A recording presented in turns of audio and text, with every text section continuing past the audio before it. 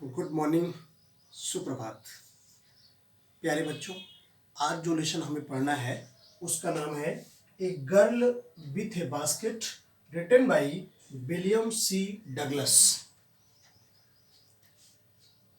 इस लेसन को आप ध्यान से देखिए। यह प्रोज का लेसन है। आपको पता है कि बोर्ड परीक्षा में प्रोज से कई प्रकार के सवाल आते हैं। उन सभी सवालों को हल करने के लिए हमें ये लेसन को बहुत ध्यान से देखना होता है।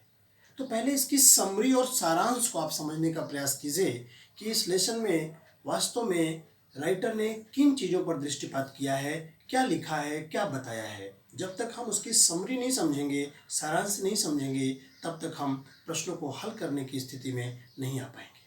तो प्यारे बच्चों, आप पहले राइटर के बारे में देखिए, क्योंकि ये कहानी स्वयं राइटर ने अपने ही बारे में लिखी है कि वो कैसे भारत आया और किन चीज़ों को यहाँ पर देखा और कैसे भारत से प्रभावित हुआ and ultimately he fell in love with India. तो ये पूरी कहानी है। तो विलियम सी डगलस कौन था? William C Douglas was a जज in the Supreme Court of America. He came India in 1950। मतलब विलियम सी डगलस अमेरिका के सुप्रीम कोर्ट का एक जज था। वह 1950 ईस्वी में भारत भ्रमण करने के लिए, घूमने के लिए आया था। जब डगलस नई दिल्ली हवाई जहाज से अमेरिका से आया तो उसे ग्रामीण क्षेत्रों में घूमने और वहाँ को समझने का इच्छा हुई। तो उसने नई दिल्ली से रानीखेत और फिर उसके बाद हिमालयी क्षेत्रों के ग्रामीण क्षेत्रों में भ्रमण करने के लिए कार से अपनी यात्रा शुरू की। जब वो ट्रेन से यात्रा कर रहा था तो उसने देखा कि जब किसी से उसको बात करनी होती थी तो वह 2-3 लोगों से, 4 लोगों से, 5 लोगों से कंसल्ट करता था। तब जाके उसे कोई एक ऐसा व्यक्ति मिलता था हु कैन स्पीक इंग्लिश, जो अंग्रेजी बोल सकता था। क्योंकि ज़्यादातर लोग यहाँ पर हिंदी भाषी थे और हिंदी भाषी लोगों के साथ उसका जो संवाद था, जो कम्युनिकेशन था, वो संभव नहीं था, क्योंकि उसे इंग्लिश समझ में आती थी, हिंदी समझ में नहीं आती थी। आपको बताना चाहूँगा कि when in 1947 India got freedom, तो 9 million people left Pakistan and came to India. अर्थात जब सन 1947 में भारत का विभाजन हुआ तो लगभग 90 लाख लोग पाकिस्तान छोड़कर इंडिया चले आए और इंडिया छोड़कर पाकिस्तान चले गए। तो ऐसे बहुत से लोग जो पाकिस्तान छोड़कर इंडिया आए थे, वे यहाँ पर शरणार्थियों की तरह रह रहे थे। उनके पास रहने के लिए अपना कोई घर मकान, कोई हाउस, कोई रोजगार, कोई जीविकोपार्जन का साधन नहीं था। तो वे बिल्कुल शरणार्थी की तरह थे और वो आए थे तो उनके साथ उनके नाते रिश्तेदार, उनके बच्चे भी आए थे। लेकिन अपनी यात्रा के दरमियान जब एक स्टेशन पर रुका तो ही फाउंड दैट कि many children descended him like locusts. उसने देखा कि बहुत सारे बच्चों का एक झुंड उसके पास आया और टिड्डियों की तरह उसके ऊपर टूट पड़ा। They wanted to sell their baskets and fans. They have raised their hands and they were shouting slogans.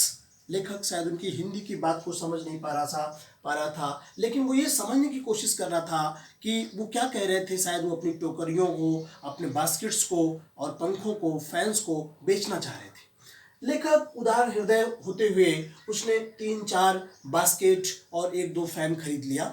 तभी उसने देखा, एट द टाइम ही सा, कि एक 9-year-old girl came and stood before him.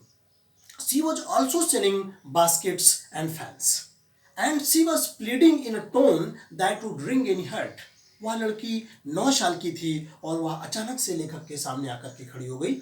वो अभी अपने टोकरियों और पंखों को लिए हुए बेच रही थी। उसके हाथ में एक टोकरी था जिसमें हैंडल लगा हुआ था। वो इसका ही कोई 1.5 रुपया या 30 सेंट मांग रही थी। लेखक ने उसे बताने की कोशिश की कि वह उसकी टोकरी नहीं खरीद सकता, because he has already purchased 3-4 baskets and he had no room to buy another basket. But the 9-year-old girl, she compelled the writer to buy her basket. Writer had tried his best not to buy the basket, और इसलिए उसने उसकी टोकरी में कुछ पैसे रख दिए कि फ्री में तुम ले जाओ, टोकरी में नहीं खरीद पाऊंगा, मेरे पास जगह नहीं है रखने की, कहाँ रखूं, लेकिन पैसे तुम ले जाओ।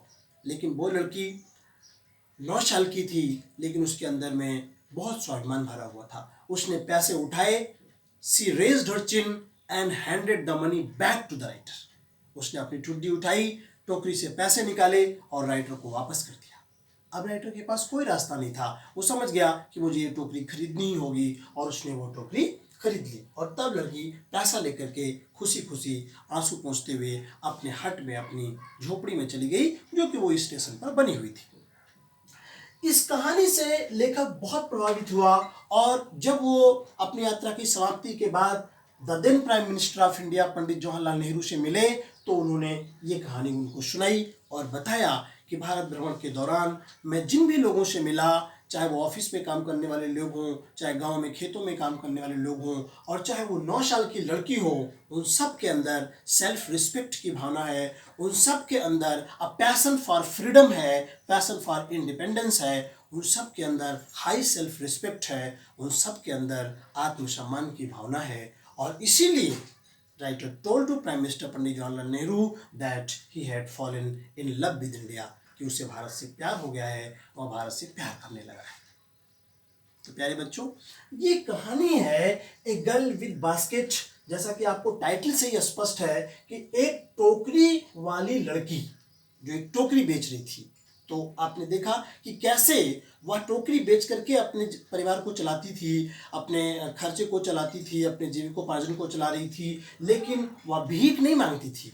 उसके अंदर सेल्फ रिस्पेक्ट की भावना थी, उसके अंदर इंडिपेंडेंस की भावना थी, उसके अंदर स्वाभिमान की भावना थी। इसीलिए लेखक ने जब टोकरी फ्री में चाहा कि उसको टोकरी भी दे दे और उसके बदले पैसा भी दे दे, क्योंकि उसके पास जगह नहीं थी टोकरी खरीदने के लिए, तो लड़की ने फ्री में टोकरी देने से मना कर दिया। जब तक कि राइटर टोकरी लेकर के उसके बदले में पैसे ना दे तो वो लड़की मानी नहीं। अर्थात लड़की उस टोकरी को बेच करके ही अपना खर्च चलाना चाहती थी। वह फ्री में भीख के तौर पर किसी के द्वारा दिए पैसे को she was not ready to accept. तो सच वाज अवर इंडिया, ये तो आज़ादी के 3 साल पहले की बात है। 1947 में वी गॉट फ्रीडम और 1950 में विलियम सी डगलस इंडिया आया था। तो ये है कहानी जिसको कि विलियम सी डगलस ने सुनाई, जो कि अमेरिका के सुप्रीम कोर्ट का जज था, और वापस उसने जब अपने देश गया तो एक अच्छी भावना, एक अच्छी सोच, एक अच्छा दृश्य, एक अच्छी तस्वीर लेकर के गया। ये कहानी है। अब इस पे आधारित प्रश्नों की चर्चा हम अगली क्लास में, नेक्स्ट क्लास में हम लोग करेंगे। Thank you very much. Good day.